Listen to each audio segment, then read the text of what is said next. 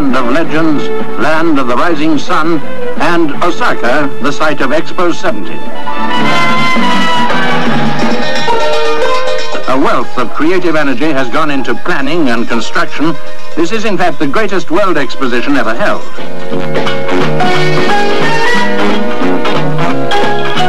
The Tower of the Sun Pavilion successfully combines a presentation of Japan's ancient culture and its modern technological achievements.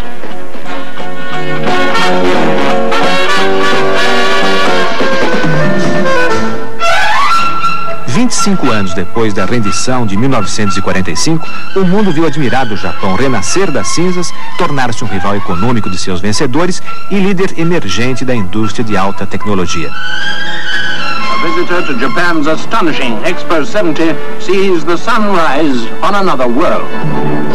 Agora, uma crise mundial de petróleo ameaça a prosperidade do Japão. Como maior importador mundial de petróleo, o Japão provavelmente sofrerá mais do que qualquer outra nação, destacou o jornal britânico The Guardian em outubro. Em dezembro de 73, foi declarado estado de emergência econômica no Japão. O fornecimento de petróleo e eletricidade para as principais indústrias iria ser reduzido em 20% a partir de 1º de janeiro. Jack Russell, da NBC, informava de Tóquio. Prime Minister Tanaka arrived at a critical cabinet meeting on the oil crisis from a hospital where he had been under treatment for a bad cold. The cabinet declared a state of emergency. The government is expected to ban Sunday driving and close gas stations on the weekends. Gasoline rationing is reportedly being considered. Tokyo's nighttime Ginza will suffer. Already some neon signs have been switched off voluntarily. But the government now will order more lights off and close bars, restaurants, and theaters early.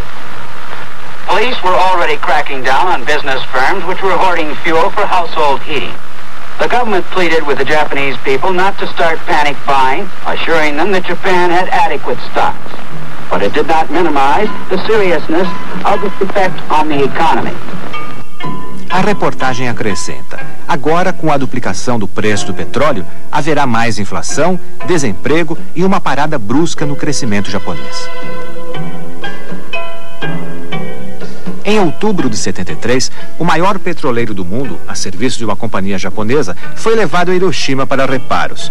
Exatamente no mesmo dia, a indústria petroleira japonesa anunciou os preparativos para cortes na produção.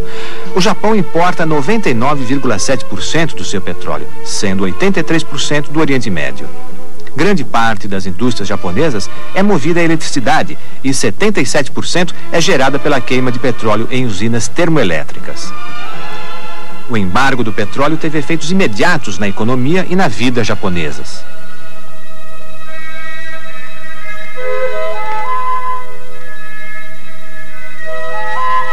Há escassez de petróleo.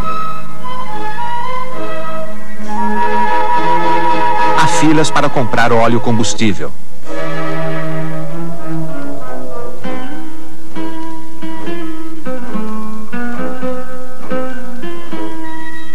Há uma febre de consumo, especialmente de papel higiênico. Ainda não está claro como os japoneses sairão dessa crise, mas no passado eles mostraram uma notável capacidade de colocar seu país entre os maiores do mundo. A chegada do esquadrão naval Comandante Perry em 1853 para exigir direitos comerciais colocou fim a um grande período de isolamento do Japão. O país era pobre e atrasado em comparação ao Ocidente. A maioria do povo era composta de camponeses. Na década de 70 do século passado, com o imperador Meiji, o Japão se impôs o desafio de nivelar-se ao Ocidente.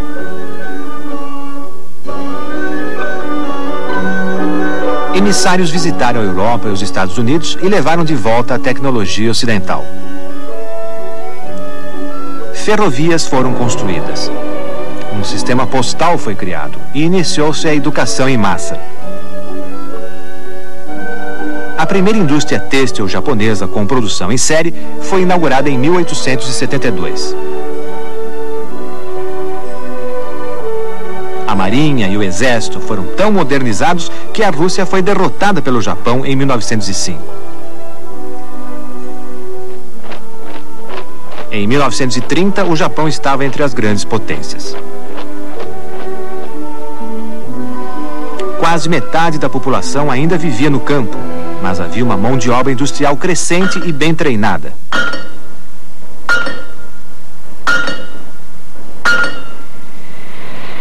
O desenvolvimento industrial estava nas mãos de algumas grandes empresas, embora as pequenas indústrias tradicionais continuassem a crescer.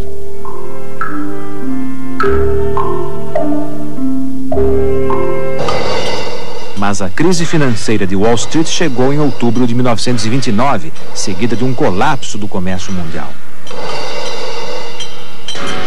Como os japoneses se recuperariam desse revés em 1930? Um colapso do comércio mundial destruiria as modernas indústrias japonesas? Os líderes da indústria japonesa passaram a fabricar produtos ainda mais baratos, vencendo os concorrentes. A visão americana dessa época é mostrada num filme de propaganda dos anos 40. On the factories of Osaka, the mills of Tokyo, the chemical plants of Nagoya, the steel mills of Iwata, the shipyards of Nagasaki came the economic bullets. But these belching factories in the cities were not the real machinery behind Japan's trade war. For here was the real machinery. The slums of the cities, where 64% of Japan's products were made in small backroom factories employing 5 people or less. There are hundreds of thousands of these factories in the home where father, mother, and children work in semi-slavery. Taking advantage of these low labor costs, the industrialists of Japan knew they could undersell every other nation on earth, and they did. All over the world, they dumped their cheap labor products. And to their dumping, they added piracy. Countless patented articles were manufactured and sold throughout Asia under their American names. The 2 best-known American spark plugs. Genuine old Scotch whiskey was made in the distilleries of Osaka. Matches made in Kobe were labeled made in Sweden. They undersold silk to the silk-producing Italians. They undersold England's cotton goods in the home of her own cotton industry. They undersold beer to the beer-producing Germans. American toothbrushes, retailing at 35 to 50 cents each, were copied in Japan to retail in American chain stores at 10 cents each. They even undersold us with our own American flag. And with the money accumulated in foreign countries with these cheap labor exports, did they in turn buy automobiles, ice boxes, or food?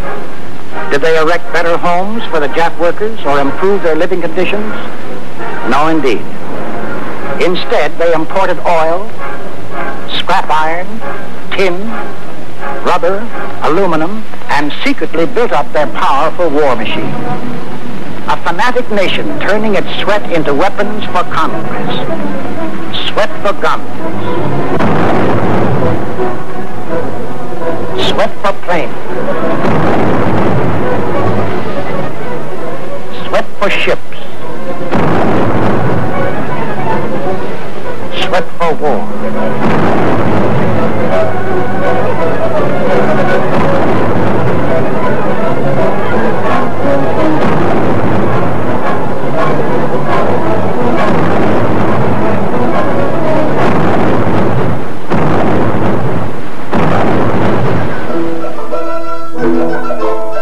O Japão procurou na Ásia uma solução para seus problemas. A Ásia oferecia grandes áreas para o estabelecimento da população japonesa, fornecia matéria-prima para a indústria japonesa e representava um imenso mercado para as exportações japonesas.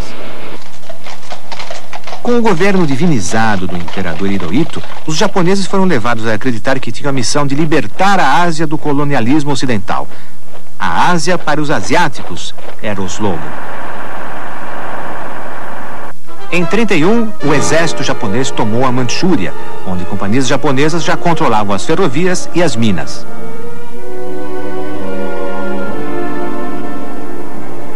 Na Liga das Nações, as potências ocidentais condenaram essa ocupação do território chinês. Então, o Japão saiu da Liga. Em 35, num jornal britânico, o cartunista David Lowe advertia que o Japão queria ser uma potência mundial.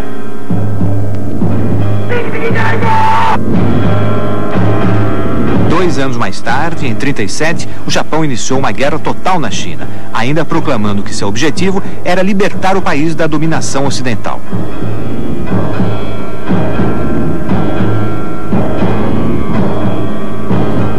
Em 41, uma grande região da China estava sob controle japonês. Em seguida, o Japão entrou em guerra contra a Grã-Bretanha, França e Holanda, que tinham colônias no leste da Ásia. Sem aviso, o Japão atacou os Estados Unidos, que se opuseram à expansão japonesa na China. O ataque surpresa a Pearl Harbor, em dezembro de 41, danificou gravemente a frota americana no Pacífico. Esse cartaz holandês mostra como o Japão ampliou seu império através de conquistas no Sudeste Asiático. No começo, os japoneses pareciam quase imbatíveis. Veja este filme de propaganda americano. His uniform is ill-fitting, his appearance unsoldierly, even comic according to Western standards. At drill, he may lack precision. But he is hard. He is able. He knows his job. His endurance is phenomenal. He'd just as soon go over a mountain as around it. He lives on rice and fish, or occasionally rice and meat, but often on rice alone. And he's proud of it. He is prouder still of the fact that to be a soldier is the highest human achievement in Japan. He has been trained to be a soldier almost from birth, and into his tough little mind has been drilled and hammered the fanatical belief that Japanese are descendants of gods, and destined to rule the earth and all who live on it. Mas a força dos aliados fez as forças japonesas recuarem. Em 45, eles se retiravam de todos os frontes. Bombardeiros aliados atacaram alvos industriais e estratégicos no Japão, reduzindo centenas de cidades a cinzas.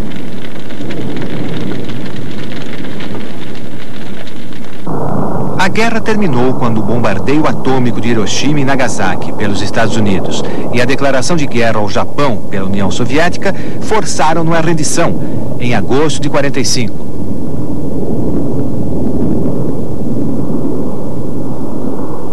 Era esse o fim do Japão como potência?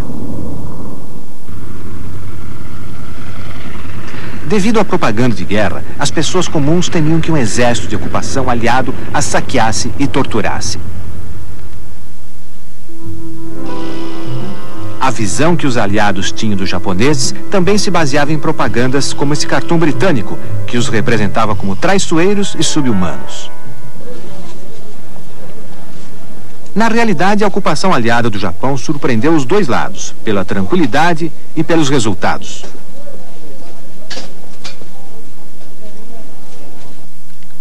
Até a edição de setembro da revista Leatherneck da Marinha Americana, celebrando a rendição japonesa, mostrava uma mudança de visão a respeito do inimigo.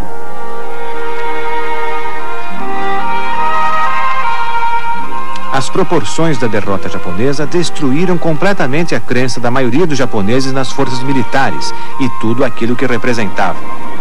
Isso tornou muito mais fácil para os japoneses aceitarem a nova Constituição Democrática, redigida por autoridades da ocupação e anunciada pelo imperador na Dieta, o parlamento japonês. A Constituição era a parte mais importante de um pacote de reformas que teve efeitos de longo alcance na economia japonesa. Fazendo o Japão abrir mão do direito de fazer guerra, a Constituição livrou o país de gastos nas forças armadas. O dinheiro economizado poderia ser investido na indústria. A Constituição conferiu o direito de greve aos trabalhadores. O desenvolvimento do espírito de equipe entre os trabalhadores tornou-se uma tarefa essencial para os chefes e gerentes administrativos. As novas habilidades desenvolvidas durante a guerra poderiam agora ser dirigidas para objetivos pacíficos. Livros e professores foram expurgados. Todo o sistema educacional foi reformado. Mais crianças poderiam chegar ao colegial e à universidade e assim preparar-se para as novas tecnologias. Reformas agrárias concederam terras aos camponeses. Isso lhes deu incentivos para aperfeiçoar as técnicas agrícolas e mais renda para ser gasta em produtos industrializados. os grandes complexos industriais que apoiaram o esforço de guerra japonês tiveram de ser dissolvidos pelas autoridades de ocupação. Mas quando os comunistas chegaram ao poder na China, a política da ocupação teve de recuar. Os americanos consideravam os japoneses menos como um inimigo derrotado que deveria ser punido e mais como um aliado que deveria ser incentivado e protegido. Com a ajuda do general MacArthur, o supremo comandante das forças aliadas, o Japão foi beneficiado com acesso ao mercado, auxílios e tecnologia americanos. Mas como o Japão pôde tornar-se uma potência econômica em vez de apenas se restabelecer?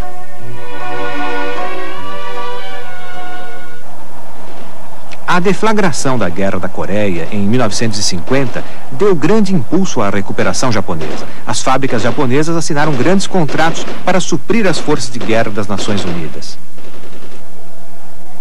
Tropas das Nações Unidas em licença vieram ao Japão gastar seu dinheiro. Em 55, a produção econômica japonesa superara a diante da guerra. Em 60, o primeiro-ministro Ikeda anunciou que a renda média da família japonesa dobraria em 10 anos. Isso foi atingido 3 anos antes do esperado.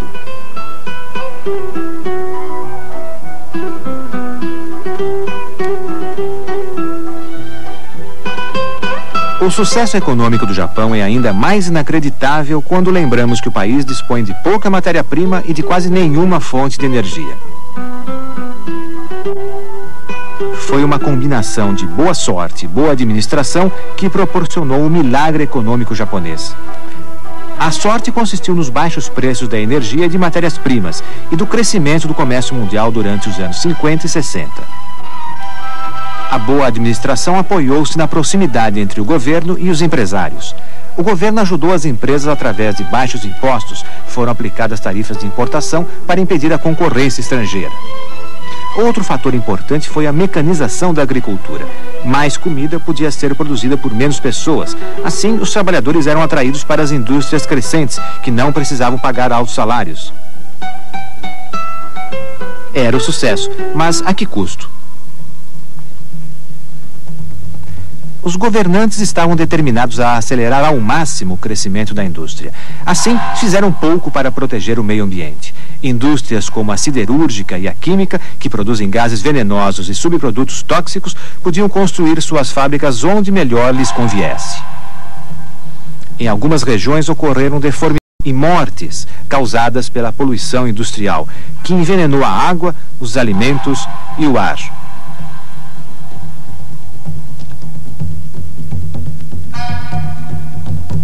Em termos mais cotidianos, o lixo crescente de Tóquio tornou-se símbolo de uma sociedade onde a produção começava a sair de controle.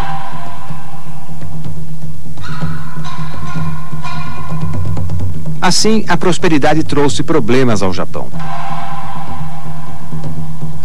Mas também causou grande impacto no estrangeiro, onde produtos japoneses de alta qualidade invadiam os mercados.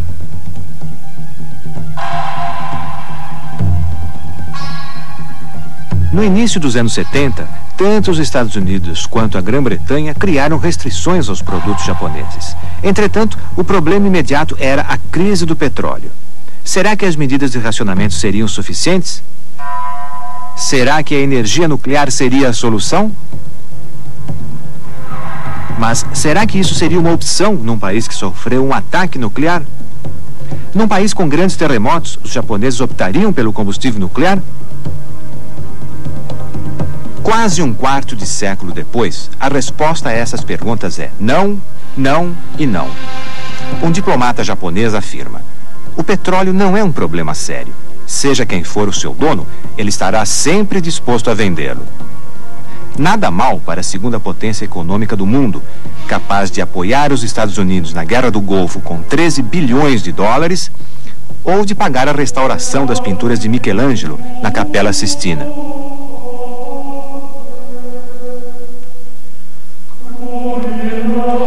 Ou de façanhas insólitas, como adquirir em Nova York o Rockefeller Center, um dos símbolos arquitetônicos do poderio americano. Ou ainda, comprar vinícolas tradicionais no interior da França, ou estúdios cinematográficos em Hollywood. Um dos fenômenos mais fascinantes que nós estamos assistindo nesse final do século XX é o desenvolvimento da Baía do Pacífico. Pela primeira vez, desde a Revolução Industrial, que nós estamos vendo surgir uma liderança mundial fora do eixo do Atlântico. Isto é, não mais uma raiz ocidental, não mais as bases dos valores da tradição judaico-cristã e do pensamento grego. Hoje, algumas das mais modernas e dinâmicas economias no mundo estão situadas em regiões marcadas pelo budismo, pelo shintoísmo. Isto tem gerado uma grande perplexidade no mundo ocidental, justo porque são mentalidades distintas das nossas. Mentalidades distintas às do Ocidente, mas que geraram estruturas políticas semelhantes às dele. Desde a dinastia Meiji, no século passado, o Japão passou por um processo de modernização que implicou se abrir, sob pressão, para a Europa e pressionar seus vizinhos para a abertura. Tudo isso se deu com muito autoritarismo e repressão. Isso deixou no Japão, durante muito tempo, um embrião de uma polarização política muito forte entre componentes de direita fascista e movimentos de esquerda comunistas.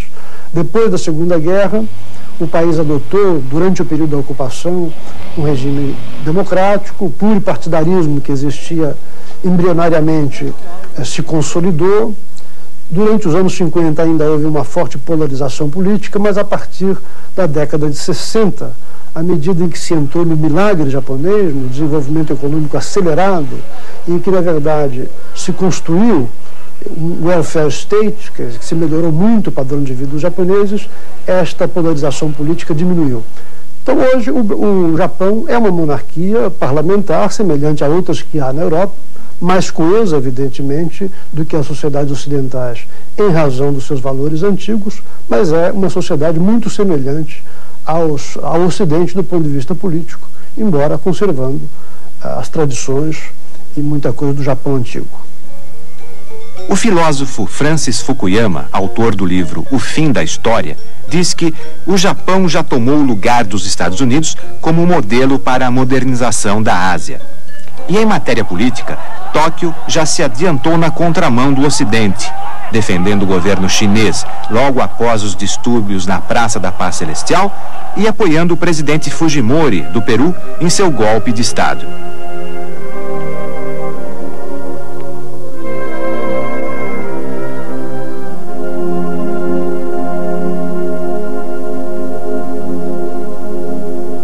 O primeiro-ministro Kiichi Miyazawa avisa: o Japão pretende desempenhar um papel correspondente à sua capacidade na construção de uma nova ordem internacional.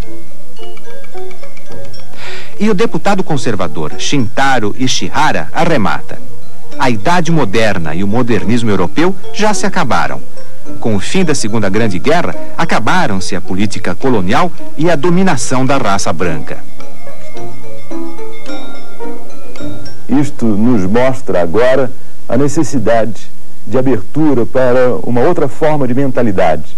Povos que têm uma lógica diferente da nossa, que têm caminhos e processos de pensamento que nos são extremamente estranhos. Hoje, até mesmo a física quântica nos mostra que Ocidente e Oriente estão se encontrando e que tradições como o taoísmo e o budismo e o pensamento ocidental hoje estabelecem um diálogo necessário.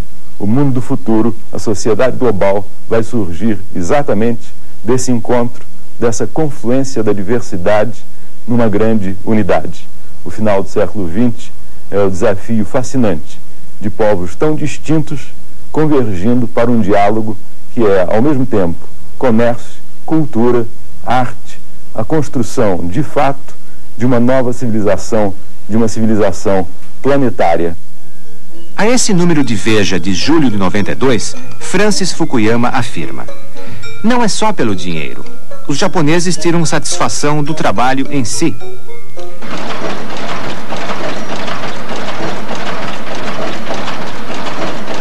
O operário japonês cumpre uma jornada anual de trabalho de 2.200 horas, 600 a mais que o operário alemão, por exemplo.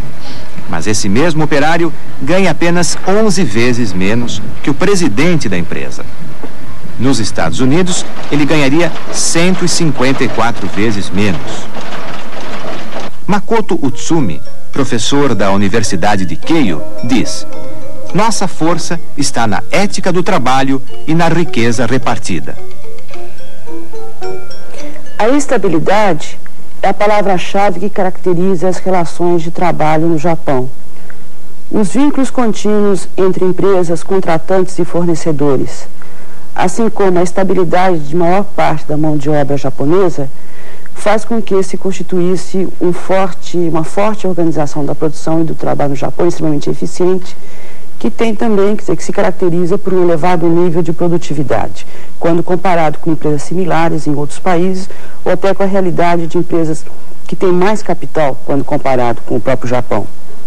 Existe um ponto essencial também que se refere à cultura, a valores culturais e históricos do Japão, como, por exemplo, uma forte lealdade, uma disciplina coletiva, uma obediência à hierarquia, um elevado nível de escolaridade da sua força de trabalho, que faz com que surgisse um desenvolvimento contínuo da tecnologia, sua adaptação e também de uma participação bem mais forte do que nos outros países com relação aos trabalhadores para determinar a superação das metas de produção.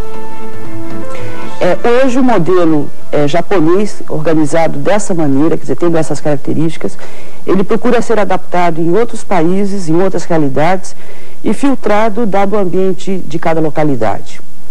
No entanto, também é necessário ressaltar alguns aspectos nocivos desses traços. Por exemplo, a falta de individualidade, o excesso de relações pessoais dentro do mercado de trabalho e no local de trabalho, a falta de vida familiar que o trabalhador japonês possui, o número de horas excessivas de trabalho, uma forte competitividade contínua, a pequena participação da mulher nos processos decisórios. E pesquisas hoje demonstram que o trabalhador japonês é um trabalhador que apresenta um elevado nível de estresse.